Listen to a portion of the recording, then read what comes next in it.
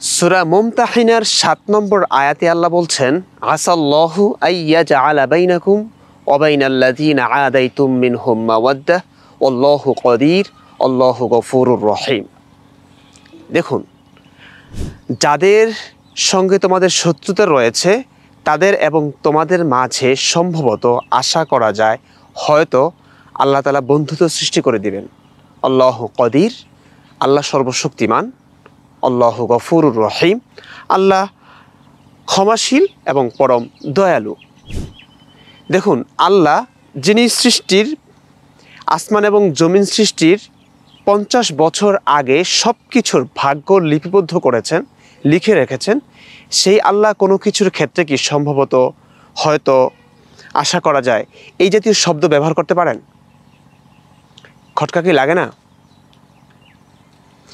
যিনি যা কিছু জানেন সব কিছু সুস্পষ্ট রূপে জানেন, তার জানার মাঝে কোনো সন্দেহ নেই, সম্ভাবনা নেই, সেই আল্লাহ কেন কোনো কিছুর ক্ষেত্রে সম্ভবত আশা করা যায় হয়তো এই জাতীয় শব্দ ব্যবহার করবেন? কোরআনের নানান জায়গায় এমন জাতীয় শব্দ আছে, আশা করা যায় হয়তো সম্ভবত এই জাতীয় শব্দ, যেগুলো আমরা করতে পারি।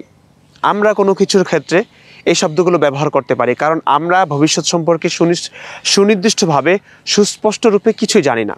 ধরুন, আজকে আমি হয়তো ইলিশ মাছ দিয়ে ভাত খাবো, এটা আমি বলছি।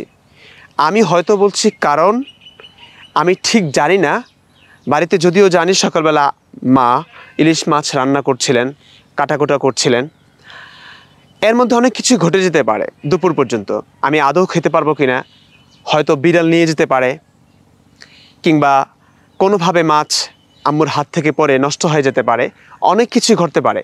তাই আমি সুনিশ্চিতভাবে বলতে পারি না যে আমি দুপুরে ইলিশ মাছ দিয়েই ভাত খাবো। আমার জানার মাঝে ত্রুটি থাকতে পারে, সম্ভাবনা থাকতে পারে, সংশয় থাকতে পারে, কিন্তু আল্লাহর জানা কিন্তু এরকম না।